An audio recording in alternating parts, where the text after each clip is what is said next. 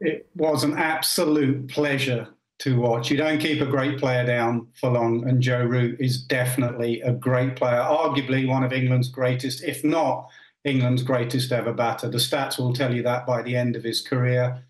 He had a steely toughness in his eye today. The Joe Root we've seen over the last decade or so has had that sort of boyish smile on his face where he's loved playing cricket and he's reminded himself of being that young boy growing up playing cricket. I saw a slightly different Joe Root today.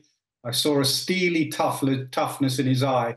Now, whether that was because he was stung by the criticism he's received for some of the shots he's played, or whether it's actually Joe himself has wanted to contribute more. He's had a bit of a lean patch, and he's his biggest critic. He is constantly trying to self-improve and look at his own game. But he was absolutely outstanding today on a difficult pitch. He got his tempo perfect. Actually, there's been a lot of talk, hasn't there, about Bazball and Root being too aggressive previously. You touched on it there. Where do you stand on this? Is today a better example of the tempo he should be at?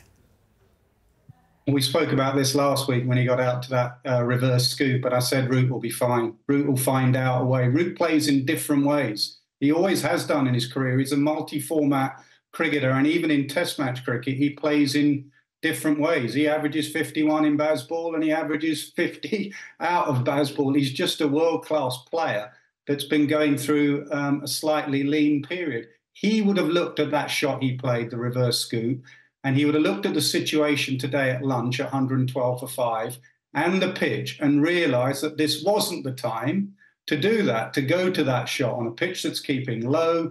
It's not an ideal shot to play. And also after what happened last time, he had a thought to himself, Joe, I am better than this. I can play better than this. And I want to show people the Joe Root of old. And that's exactly what he's done today. But in a month's time or next summer, he'll go back to playing all the funky shots because that's what he has. And he has every single shot in the book. And sometimes it is difficult when you're that talented to keep certain shots away. His critics would argue that he put the reverse scoop away. He put the sweeps away. Joe's one of the best sweepers of a cricket ball I've ever seen. He played one reverse sweep and 2 sweeps today because, again, of the pitch. And his critics would argue, well, this is how we want him to play. We want him to play like this every time. Joe Root will just argue, I've got nearly 12,000 Test match runs, 3,100s. I know what I'm doing. He does, and we'll look to hope that he continues that. But actually, I mean, just what about England overall? How good a day could this turn out to be? It didn't look potentially like it was going to be. It looked like it was all going to be about a debutant Akash Deep as well in that first hour, but they battled on. Yeah, I thought they got it right before lunch, England, actually. And that sounds odd, 112 for 5. You'd think, what a nightmare. But that pitch before lunch did so much this morning.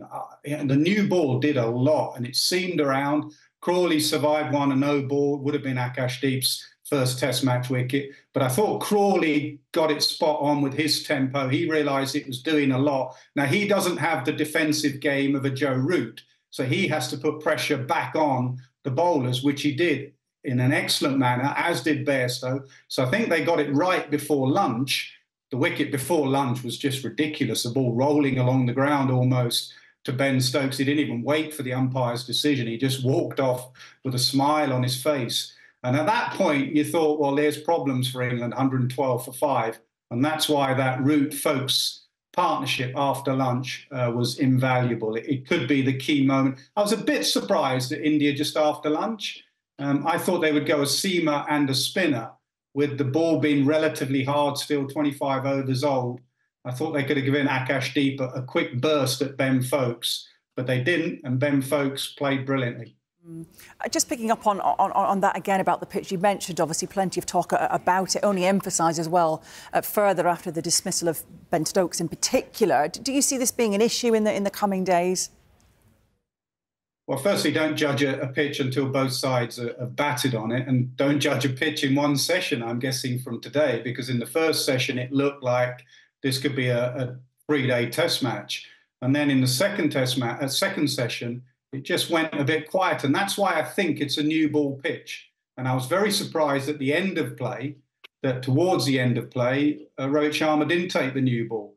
I think the newer, harder ball with a harder seam does a bit more off the cracks. It is cracked. It is very low for the spinner. It's just starting to turn a little bit. I think get your runs in the first innings, because come day 3, day 4, those cracks are going to crumble and you're going to get a lot of uneven bounce. And with the new ball, Anderson and Robinson, as Akashdeep did today, I think it will go sideways.